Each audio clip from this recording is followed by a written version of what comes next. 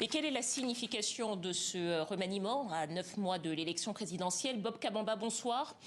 Vous êtes professeur de sciences politiques à l'Université de Liège, en Belgique. Alors, question simple pour commencer. Pourquoi un remaniement ministériel maintenant?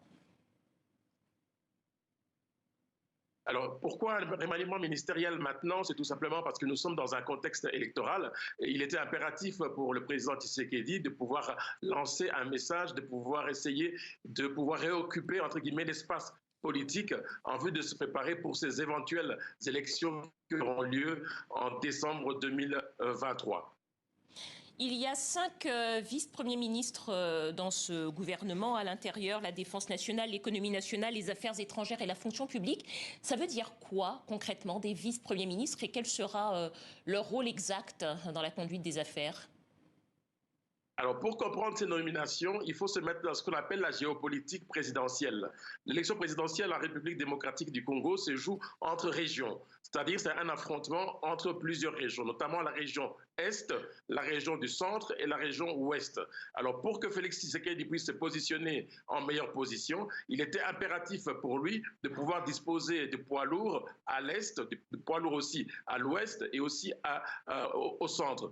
Ainsi, en essayant de recourir à ces poids lourds que sont Jean-Pierre Bemba d'un côté et de l'autre côté Vital Kamerhe sur l'axe Est, il espère consolider son pouvoir, il espère réoccuper un qui lui est défavorable dans le contexte actuel, puisque à l'Est, comme vous le savez, il y a le contexte sécuritaire qui n'est pas du tout favorable au président sortant. Et du côté de l'Ouest, il y a les questions liées, les questions économiques qui ne sont pas non plus favorables au président sortant. Et ce qui rend indispensable pour Félix Tshisekedi de pouvoir remanier et de pouvoir remettre, entre guillemets, toute une série de poids lourds et espérer gagner cet électorat qui lui est défavorable pour l'instant. Alors justement, vous avez parlé de l'Est et vous avez parlé de Vital Kamerhe, qui a un parcours absolument stupéfiant, qui était le directeur de cabinet du président Félix Tshisekedi, avant d'être condamné à de la prison pour détournement de fonds, d'être acquitté et de revenir aux affaires. Comment est-ce qu'on peut expliquer d'ailleurs ce retour ? Alors, ce qu'il faut savoir, c'est que l'Est, dans un premier temps, a été occupé par le président du Sénat, Bahati. Et alors, dans le camp présidentiel, on juge que le poids du président du Sénat n'est pas si primordial que ça, qu'il était impératif de pouvoir recruter quelqu'un d'autre. Et la seule personne qui était disponible, entre guillemets, au sein de l'espace présidentiel, c'est Vital Kamerhe à l'Est. Et Vital Kamerhe va épauler, va être avec Bahati pour espérer renverser la tendance qui est défavorable à l'UDP, défavorable au président Tshisekedi à l'Est. C'est dans ce contexte-là qu'il faut bien comprendre le retour en grâce de Vital Kamerhe.